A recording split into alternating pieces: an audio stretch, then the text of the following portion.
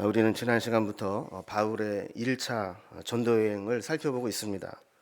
지난번에 살펴본 전도대가 파송되어 나간 이 사건은 세계 선교의 문이 열리는 역사적이고 기념비적인 사건이었다라는 걸 살펴보았죠.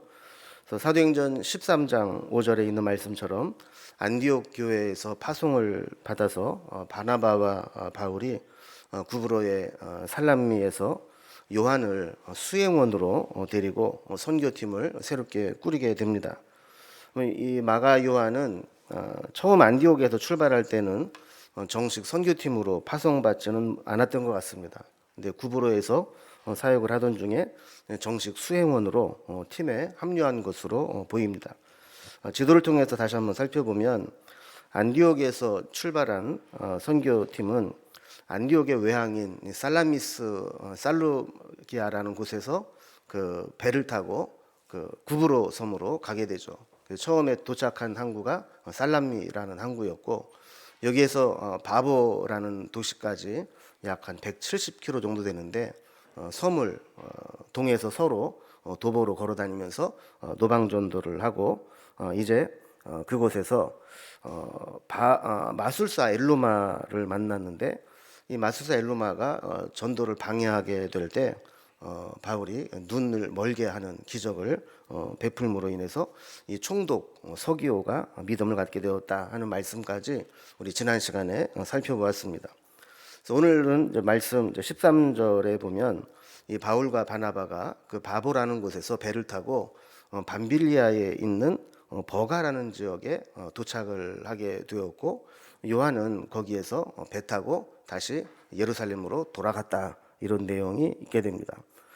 자, 다시 한번 지도를 통해 살펴보면 저들이 구브로 섬에 있는 바보에서 배를 타고 도착한 곳이 버가라는 도시입니다.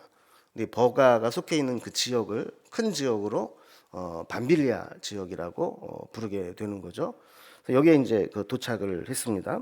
그런데 13절 뒷부분에 보면 자세한 이유를 설명하지는 않았지만 요한은 그들에게서 떠나서 예루살렘으로 돌아갔다 이런 내용이 기록되어 있습니다. 그곳에서 수행원으로 따라왔던 마가 요한이 떠나서 예루살렘으로 돌아갔다는 겁니다. 그래서 그들은 이제 마가 요한이 없이 그냥 바울과 바나바만 비시디아 안디옥으로 가서 복음을 전하게 되죠. 전에도 한번 설명을 드렸지만 안디옥이라는 지명이 성경에 두 군데 나온다고 그랬죠. 그래서 바울과 바나바를 파송한 안디옥을 무슨 안디옥이라고 부른다고요? 수리아 안디옥. 그리고 그들이 버가에서 위로 올라가서 전도하는 곳이 비시디아 안디옥. 구분이 된다 그랬습니다. 그런데 버가라고 하는 곳에서 마가 요한이 중도에 포기하고 혼자 예루살렘으로 돌아가게 되면서 적게는 팀워크에 큰 차질이 생기게 됩니다. 사실 어떤 면에서 보면 외적인 박해보다도 이 내적인 갈등이 훨씬 더 에너지를 소모하는 것을 보게 됩니다. 그래서 함께 그 일행이 되어서 선교를 하다가 한 사람이 중간에 난 못 하먹겠다 그러고 돌아가 버리면 나머지 사람들이 문제가 생기는 거죠. 그래서 나중에 크게 보면 이 마가 요한이 이렇게 돌아간 사건이 2차 전도 여행을 시작할 때 바울과 바나바가 크게 다투는 빌미가 됩니다. 그래서 바나바는 마가 요한이 1차 때는 중간에 돌아갔지만 그가 회개하고 또 열심히 하겠다고 그러니까 우리 같이 데리고 가자 그랬고 바울은 아니라고 한 번 그렇게 배신한 놈은 또 배신할 수 있다고 그러면서 절대로 안 된다고 바나바를 배척을 했죠. 그래서 나중에는 바울과 바나바가 2차 전도행을 떠날 때 완전히 척을 지고 갈라지게 되는 그런 문제까지도 비화되는 것을 보게 됩니다. 사실 바울과 바나바의 이 두 가지 이야기는 모두 일리가 있는 이야기입니다. 어느 게 뭐 옳다, 그르다, 또 선악의 문제가 아닙니다. 그런데 이런 상황에서 타협점을 찾지 못하게 되면 결국에는 비본질적인 것 때문에 둘이 갈라서야 되는 그런 문제가 생긴다는 것을 우리에게 보여줍니다. 오늘은 이런 문제를 일으킨 마가 요한이라는 사람이 구체적으로 어떤 사람이었는가를 중심으로 살펴보려고 합니다. 마가 요한에 대해서 살펴보면 첫 번째로는 마가 요한은 믿음의 가정에서 태어난 사람이었습니다. 마가의 어머니 마리아의 집은 초대교회에 아주 중요한 역할을 하는 장소였습니다. 그러니까 예루살렘 초대교회가 바로 이 마가의 집에서 모였다 해도 과언이 아닐 정도로 중심 역할을 했죠. 그래서 예수님이 십자가 지시기 전에 제자들과 함께 최후의 만찬을 하면서 성만찬을 했던 곳도 바로 이 마가의 집이었고, 또 예수님 부활하고 승천하신 후에 성령을 기다리면서 우리가 120문도가 기다렸다고 하는 것도 마가의 다락방이라고 알려진 집이었고, 또 베드로가 복음을 전하다가 감옥에 갇혀서 죽을 날을 기다리고 있을 때 성도들이 모여서 함께 기도하는 것도 바로 마가의 어머니 마리아의 집에서 기다려서 기도했다 그랬습니다. 그래서 마가의 다락방은 다락방이라고 이제 기록이 되어 있지만 이 다락방이 우리가 생각하는 다락방이랑은 다릅니다. 좀 연세가 있으신 분들은 옛날에 집에 이제 다락이 있는 거를 기억하실 거예요, 그죠? 이건 사실 뭐 사람이 살 수 있는 방이라기보다는 한쪽에 창고처럼 이렇게 매달아 놓은 그런 작은 공간을 다락방이라고 부릅니다. 그런데 이 마가의 다락방이라고 불리는 곳은 말로 우리나라 말로는 다락방이라고 번역이 되어 있지만 사실은 2층 집이라는 겁니다. 근데 2층에서 120명이 모일 정도로 큰 공간이 있는 대저택이었다라는 것을 이야기하는 것이죠. 마가 요한은 이렇게 어릴 적부터 믿음의 어머니 덕분에 그 집에 늘 예수님과 예수님의 제자들 그리고 많은 성도들이 그 집에 와서 교회로 모여서 함께 교제했던 것, 예배하고 또 간증하고 기도하는 것을 그냥 지켜보면서 자라났던 믿음의 가문에서 자라는 사람입니다.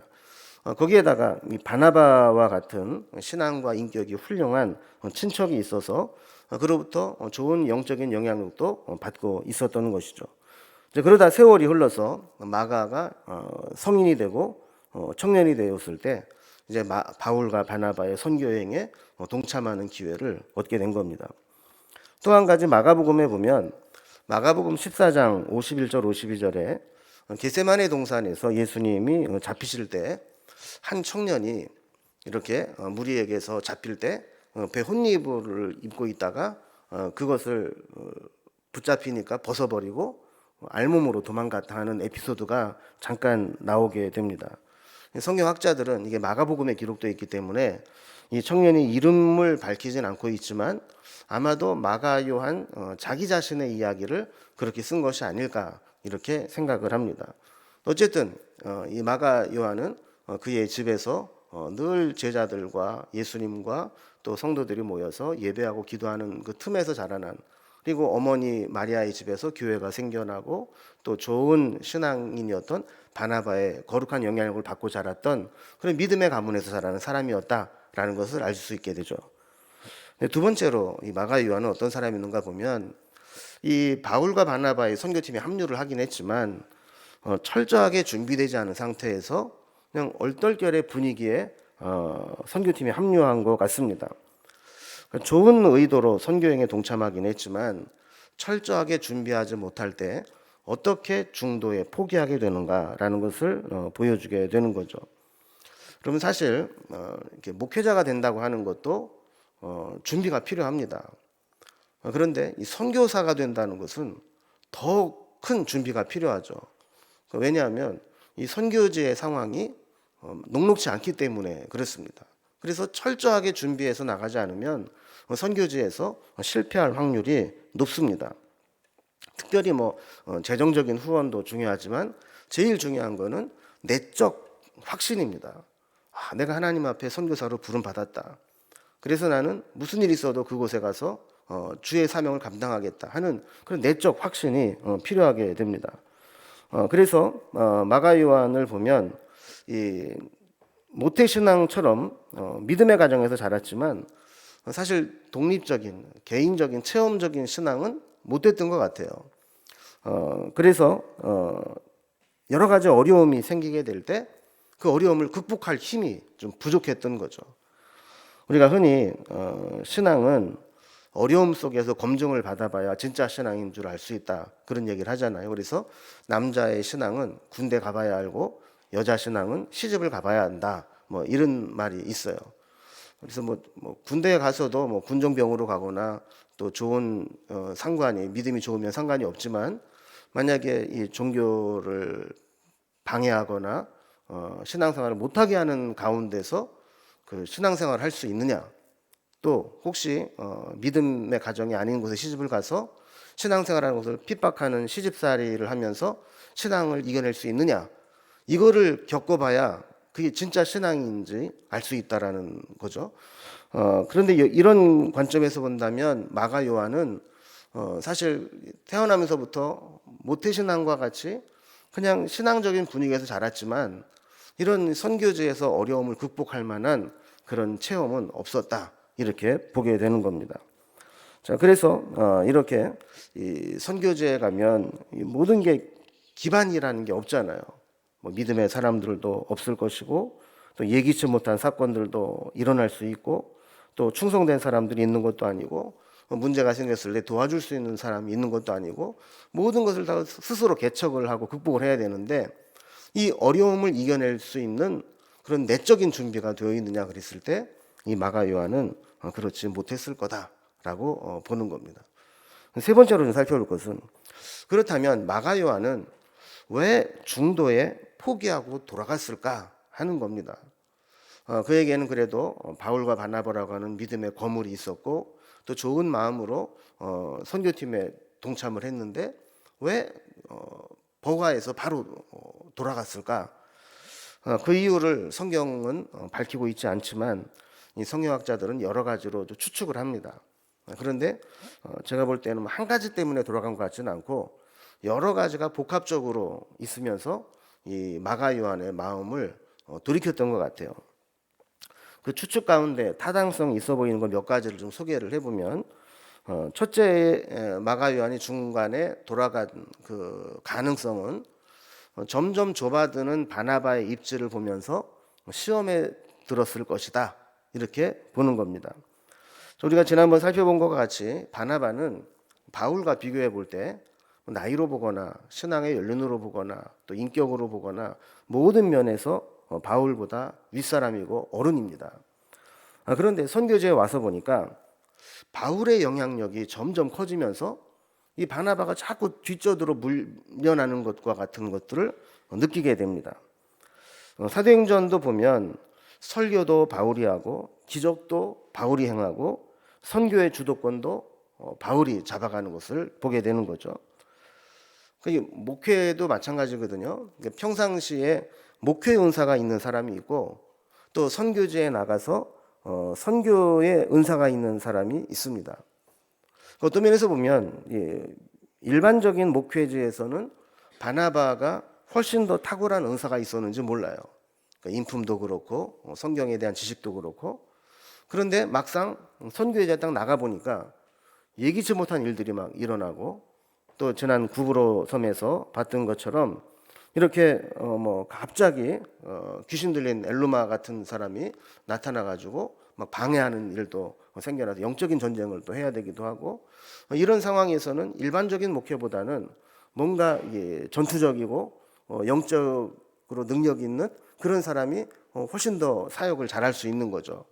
그러다 보니까 처음에는 바나바가 바울을 데리고 이끌고 전도 여행을 떠났지만 막상 선교지에 나가서 보니까 바나바보다는 바울이 훨씬 더 두각을 나타내게 되는 거예요.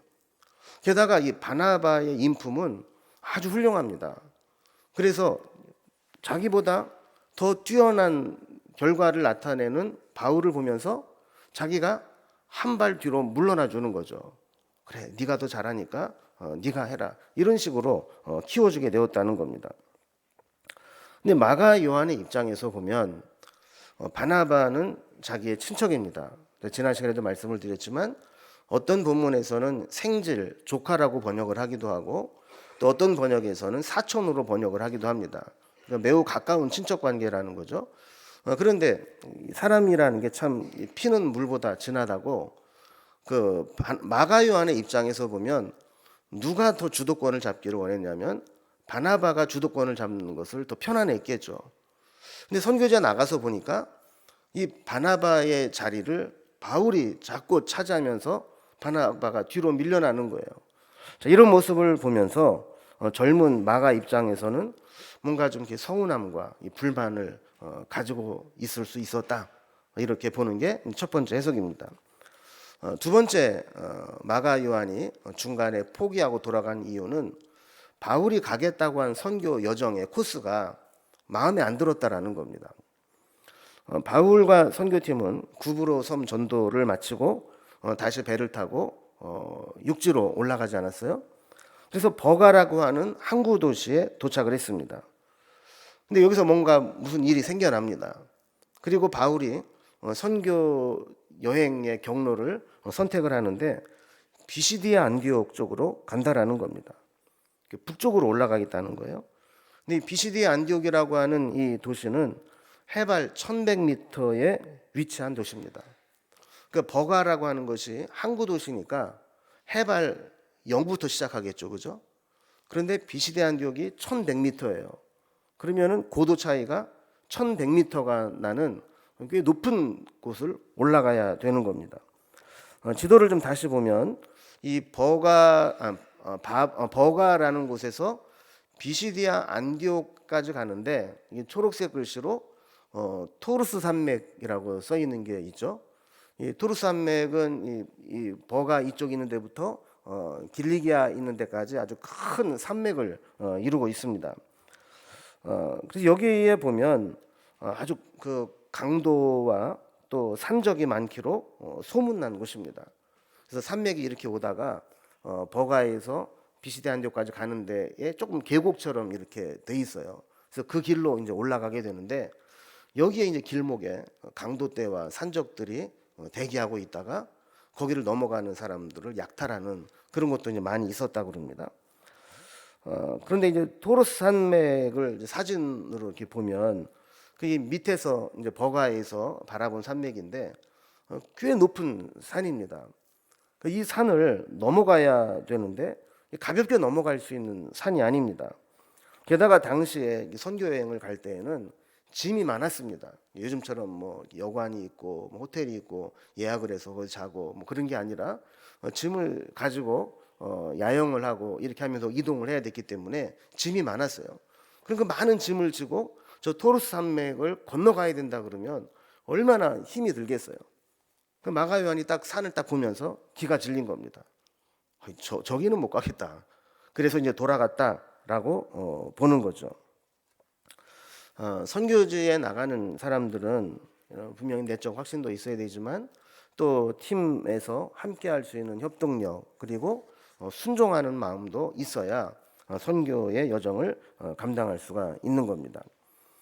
세 번째 이유를 살펴보면 버가에서 바울이 말라리아에 걸린 것을 보고 두려웠기 때문이다, 이렇게 보는 이론도 있습니다. 선교지에 나가면 여러 가지 어려움이 있지만 풍토병과 질병의 위험이 항상 따르게 됩니다. 그래서 갈라디아서 4장 13절에 보면 내가 처음에 육체의 약함으로 말미암아 너희에게 복음을 전한 것을 너희가 아는 바라 그랬어요. 여기 보면 이제 갈라디아 교인들에게 내가 처음에 너희에게 복음을 전할 때 그 동기가 된 게 뭐냐면 육체의 약함으로 인해서 갈라디아 교회에 가서 복음을 전하게 되었다라고 이야기를 하는 거예요. 갈라디아 교인들이 이걸 안다는 거죠. 그러니까 바울이 올 때 아주 행편없이 해가지고 온 겁니다.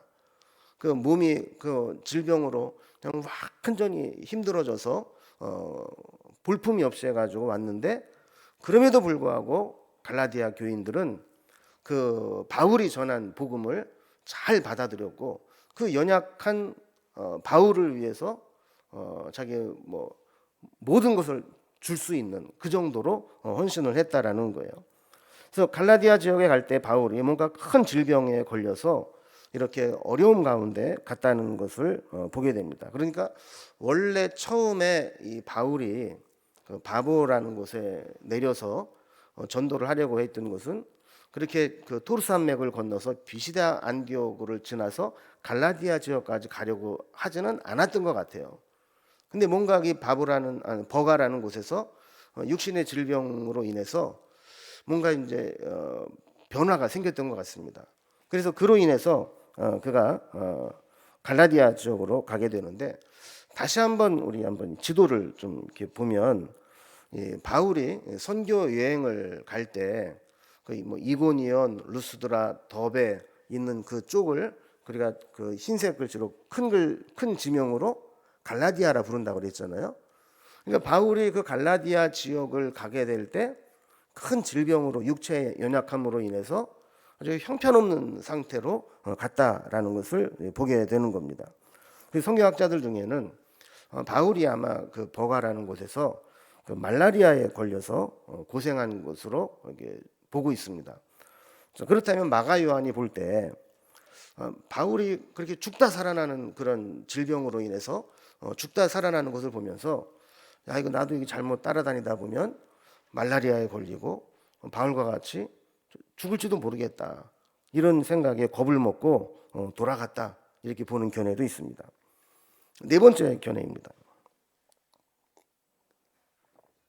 이 네 번째 이유가 가장 보편적으로 우리가 생각하는 이유인데, 이 부잣집 외아들로 지내온 마가 요한에게 이 선교는 너무 힘들었다라는 겁니다. 집 나가 보니까 고생입니다. 먹는 거, 자는 거, 움직이는 거 모두가 힘이 듭니다. 거기다 구브로 섬에서 이 바보라는 곳에서 마법사 엘루마의 대적을 보면서, 야, 이게 이 선교라는 게 어떤 영적인 대적들이 나타날지 모르고 어떤 힘든 일이 생겨날지 모른다라는 것을 보았다는 거죠. 성지순례를 가보면 한 일주일쯤 지나면 체력이 바닥이 납니다. 그래서 이제 피곤하기 시작해요. 세상 없이 좋은 거를 보라 그래도 다 귀찮은 겁니다. 그때부터는 이제. 그래서 성지순례를 갔다 오면서 이제 고백하는 것 중에 하나가 뭐냐면, 야, 우리는 차 타고 돌아다니고 호텔에서 자고 그래도 나름 먹을 만한 거 찾아 먹고 그러고 다니는데도 이렇게 피곤하고 힘든데, 사도 바울은 그 당시에 뭐 개나리 보쯤 정도가 아니라 완전히 완전군장 꾸리는 심정으로 짐을 챙겨가지고 걸어서 그 많은 거리를 걸으면서 복음을 전했다라고 하는 거는, 정말 그 여정만 다녀봐도 이거는 정말 우리가 본받을 만하고 정말 위대한 사도였다라는 것을 알 수 있다라는 거죠. 하루 이틀의 문제가 아니잖아요. 그래서 이 마가 요한의 입장에서 보면, 이렇게 선교 여행을 며칠 따라다녀 보니까 이게 처음에 생각했던 때처럼 그렇게 막 황홀하고 설레이고 또 뭐 감동적이고 이런 게 아니라 부딪히는 모든 것들이 다 힘든 것들 뿐이라는 거죠. 그것도 여러분 우리가 그렇잖아요. 고생 좀 해보고 힘든 게 뭔지 아는 사람들은 고생을 해도 견딥니다. 그런데 고생이라는 거는 모르고 그냥 그 부잣집 외동아들처럼 그냥 모든 걸 편하게 살았던 사람은 조금만 힘이 들면 그걸 감당을 못하는 거예요. 그래서 마가 요한도 마찬가지로 이게 아까 얘기했던 것처럼 그 마가의 어머니가 마리아인데, 그 집에서 초대교회가 생길 정도로 경제적으로 부유한 집에서 자랐다고 했잖아요. 그러다 보니까 선교지에서 힘든 일들을 만나면서 서서히 지쳐갔다라는 거예요. 집 생각도 나고 엄마 생각도 나고 편안한 것도 생각이 나고, 그러다 보니까 더 이상 견디지 못했다라는 겁니다. 게다가 이제 마가 요한이 했던 일은 바울과 바나바의 수행원이라 그랬어요. 그렇게 좋게 얘기해도 수행원이지 현실적으로 얘기하면 시다발이 아닙니까? 제일 젊으니까 보찜도 제일 큰 걸 져야 될 것이고, 또 제일 젊으니까 심부름도 해야 될 것이고, 그런 일을 하다 보니까 이게 지치게 되었다라는 겁니다. 그래서 훈련되지 못한 신앙인은 이렇게 어려운 일을 만나게 되면 중도에 포기할 수밖에 없다라는 거죠. 근데 만약에 이제 여기에서 마가 요한의 사역이 끝났다면, 이 마가 요한은 참 미약하고 연약한 용두사미의 신앙으로 끝났을 거예요. 근데 성경에 보면 우리가 한 가지 더 살펴볼 것은, 마가 요한이 네 번째로 나중에 어떻게 되었는가 하는 걸 우리가 좀 살펴볼 수 있습니다. 오늘 본문엔 다 나와 있지 않지만 마가 요한은 바보에서 예루살렘으로 갔다고 그랬어요. 그리고 바울과 바나바는 1차 선교 여행을 다 마치고 다시 예루살렘으로 돌아가게 됩니다. 그래서 사도행전 15장에 보면 마가 요한이 예루살렘 공의회에 참석을 해서 선교 보고를 하면서 이방인들이 예수를 믿더라. 어떻게 우리가 받아들일 거냐 하는 문제를 보고하게 되죠. 이때 이 마가 요한은 아마 심경의 변화가 일어난 것 같아요. 자기가 끝까지 함께하지 못하고 중도에 포기했는데 저렇게 영광스럽게 선교 여행을 마치고 돌아와서 보고하는 것을 보면서 야, 나도 끝까지 그때 했더라면 어떻게 했을까? 힘들었을 때 그 고비를 넘기고 끝까지 내가 동참했으면 얼마나 영광스러울까 하는 후회를 했을 것 같아요. 그래서 아마도 그는 다시 한번 기회가 주어진다면 내가 그때는 끝까지 같이 하리라 이런 결심을 하고 이 바나바에게 이야기를 했던 것 같습니다. 그래서 우리가 이제 다음에 살펴보겠지만 사도행전 15장 36절 이하에 보면 2차 전도 여행을 시작하게 되는데 이 마가 요한을 데려갈 거냐 말 거냐의 문제로 바울과 바나바가 심하게 다투고 갈라서게 됩니다. 결국 이제 바나바는 마가 요한을 데리고 1차 전도 여행 때 전도했던 코스로 다시 떠나게 됩니다. 그래서 우리가 그때 급하게 전도만 하고 돌아왔는데 그때 전도받은 사람들이 신앙생활을 잘하고 있는지 살펴보기 위해서 배 타고 바울과 바나바와 마가 요한이 국으로 섬으로 갑니다. 그런데 그들과 같이 가기 싫어했던 바울은 실라를 데리고 육지로 그 위로 올라가서 갈라디아 지역으로 가게 된 겁니다. 자, 만약에 여기에서 끝났다면 저들이 정말 하나님의 사람이 맞나?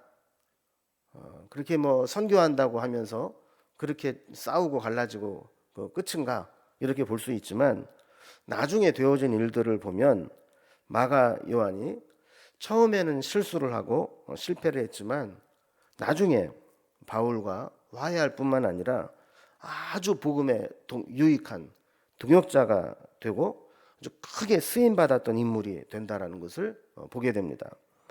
성경적인 근거를 몇 가지 한번 보면서 살펴봅니다. 먼저 골로새서 4장 10절 말씀을 보면 나와 함께 갇힌 아리스다고와 바나바의 생질 마가와 이 마가에 대하여 너희가 명을 받았음에 그가 이르거든 영접하라 이런 말씀이 있어요. 자, 여기 보면 마가를 너희에게 보내는데 그가 이르거든 영접하라 그래요. 그러니까 이 바울이 골로새 교회에 사신으로 보낼 때 누구를 보냈냐면 바나바의 생질인 마가를 보냈다라는 겁니다. 자, 그리고 11절 뒷부분에 보면 이들이 바울의 위로가 되었느니라 그래요. 그러니까 한때는 바나바와 바울이 싸워서 갈라지게 만드는 트러블 메이커였지만 나중에 보면 이 바나바가 바울의 위로자가 되는 그런 바울의 중요한 사신의 역할을 하는 사람이 되었다라는 겁니다. 또 빌레몬서 24절에도 보면 또한 나의 동역자 마가 아리스다고 데마 누가가 문안하느니라 그랬습니다. 빌레몬서도 옥중 서신이죠. 바울이 감옥에 있을 때 바울을 떠나지 않고 곁에 있었던 동역자들이 몇 명 있었다는 거예요. 그 중에 마가, 아리스다고, 데마, 누가가 있었는데 그들도 너희에게 함께 문안한다라는 편지를 써서 보내면서 문안 인사를 전한 겁니다. 그러니까 바울이 감옥에 갇혀서 투옥 생활을 하고 정말 힘들었을 때 바울을 떠나지 않고 그에게 남아있어서 동역자가 되었던 사람 중에 한 사람이 마가 요한이었다라는 거예요. 자, 세 번째로 디모데후서 4장 11절을 보면 디모데에게 바울이 전한 편지를 하면서 내가 올 때에 마가를 데리고 오라. 그가 나의 일에 유익하니라 그랬습니다. 디모데후서는 바울이 마지막으로 쓴 편지로 알려져 있습니다. 그러니까 순교하기 직전에 가장 늦게 쓴 편지가 디모데후서인데 이 순교를 앞둔 바울이 디모데가 올 때 마가를 데리고 와라.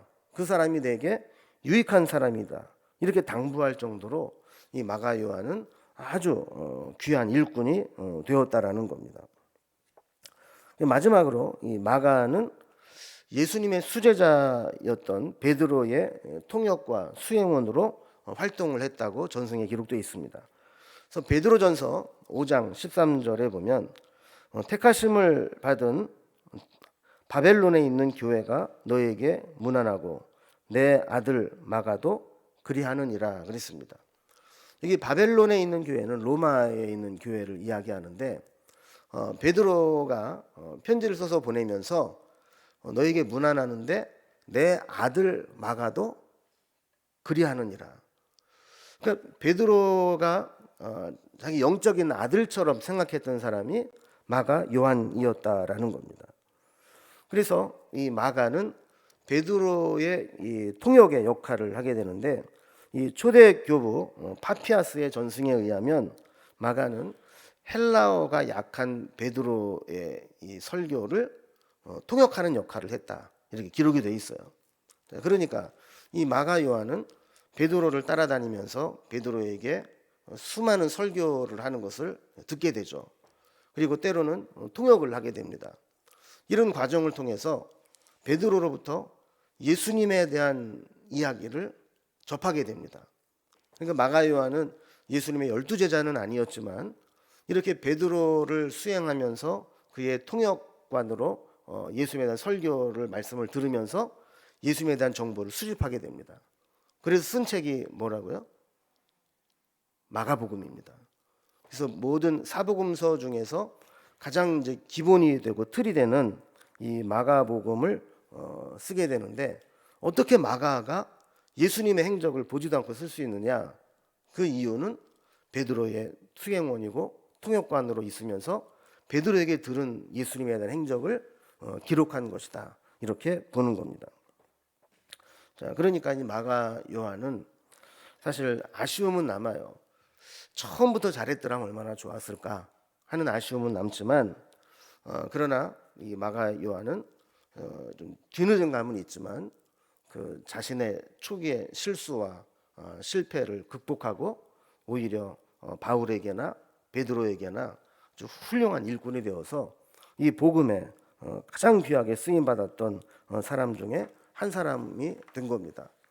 사실 가만히 보면 이 마가 요한이라고 하는 인물은 사실 교회에서는 뭐 그렇게 중요한 인물로 여기지 않습니다. 그러나 이 서신서에 곳곳에 스며들어 있는 아까 살펴본 말씀들을 보면 이 마가가 사도 바울에게나 베드로에게나 얼마나 중요한 역할을 했던 인물인지 우리가 알게 되는 거죠. 그래서 이 마가 요한은 처음 실패에도 불구하고 포기하거나 절망하지 않고 믿음으로 우뚝 선 인물이 됩니다.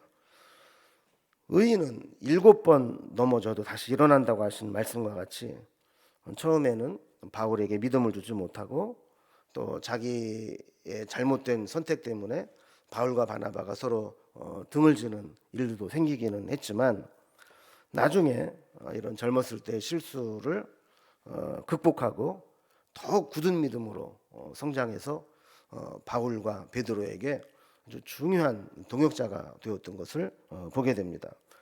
그래서 14절을 보면 이 바울과 바나바는 결국 비시디 안디오까지 가서 복음을 전하게 됩니다. 다시 말 아까 말씀드린 것처럼 복음을 위해서 그 험한 이 토르스 산맥을 넘어서 그 비시디 안디오까지 들어가게 된 거죠. 그래서 다음 시간에는 비시디 안디옥에서 어떤 일이 있었는지 말씀을 좀 살펴보겠습니다. 이제 말씀을 정리합니다. 우리 마가 요한처럼 실수가 없는 사람은 없습니다. 누구나 다 연약한 시절이 있고 실수할 때가 있습니다. 그러나 그 실수한 자리에 넘어져서 좌절하고 있으면 아무것도 아니지만 마가 요한과 같이 실수를 극복하고 오히려 더 크게 쓰임 받는 믿음의 사람으로 성장할 수도 있다라는 것을 마가는 보여주게 됩니다. 우리도 지금까지 많은 실수가 있어 왔지만 그것을 발판으로 해서 우리 남은 생애가 더 귀하게 주님께 쓰임 받는 인생이 될 수 있기를 주님의 이름으로 기원합니다. 기도하겠습니다.